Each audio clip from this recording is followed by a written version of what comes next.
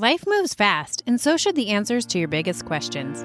Welcome to Endo Batteries Quick Connect, your direct line to expert insights. Short, powerful, and right to the point. You send in the questions, I bring in the experts, and in just 5 minutes, you get the knowledge you need. No long episodes, no extra time needed. And just remember, expert opinions shared here are for general information and not for personalized medical advice. Always consult your provider for your case-specific guidance. Got a question? Send it in, and let's quickly get you the answers. I'm your host, Alana, and it's time to connect.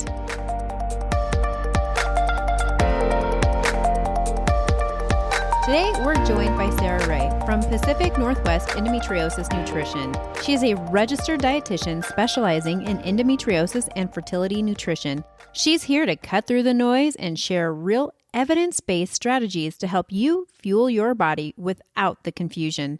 Let's dive in. What role does the gut microbiome and probiotics play in managing endometriosis and its symptoms?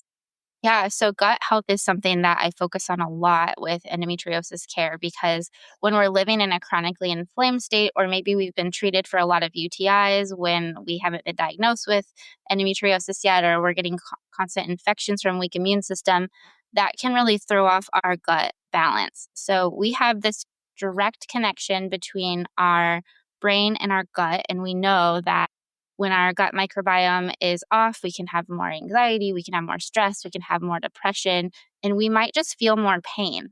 So maybe somebody who eats an apple with endometriosis may experience severe painful bloating, and their partner may have the same thing, and they might have the same amount of gas, but they don't feel that pain in the same way because their gut is not so inflamed like we have with an endometriosis patient.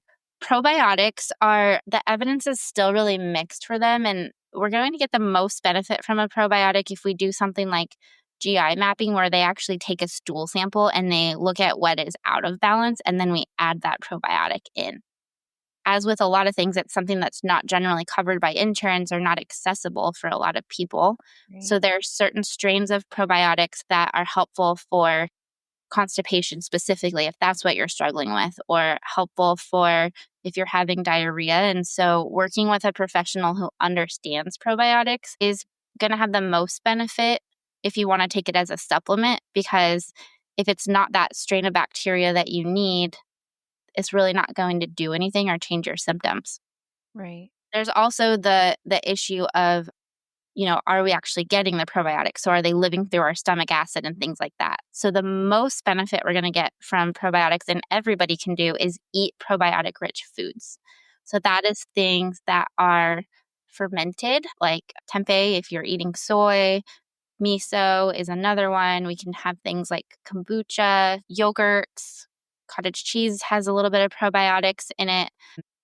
Apple cider vinegar has live cultures. So there's a lot of different things that we can eat and include in our diet on a regular basis, kefir, that is going to help keep those good bacteria populated, and you don't have to pay a lot for a supplement. Right. The other thing is the good guys, the good gut bacteria, love to feed on fruits and vegetables and lean proteins, so those healthy foods. And those bad bacteria that can kind of overtake, so especially if we see things like small intestinal bacterial overgrowth, SIBO, they will feed off of anything. So they're the people that will come to the party and eat pizza and soda, and they don't care. They're just going to stay. And if they eat vegetables, they don't care. But the good bacteria, if they're not getting fed, they are going to leave. So they'll leave in your stool. So if you are having probiotics or you're working on probiotic-rich foods, it's also really important that you're getting that variety of fiber, the prebiotic fiber is what we call it, to help keep the good guys there and keep that balance in check. That's a wrap for this Quick Connect. I hope today's insights helped you move forward with more clarity and confidence. Do you have more questions? Keep them coming. Send them in, and I'll bring you the expert answers. You can send them in by using the link in the top of the description of this podcast episode, or by emailing contact@endobattery.com or visiting the endobattery.com contact page. Until next time, keep feeling empowered through knowledge.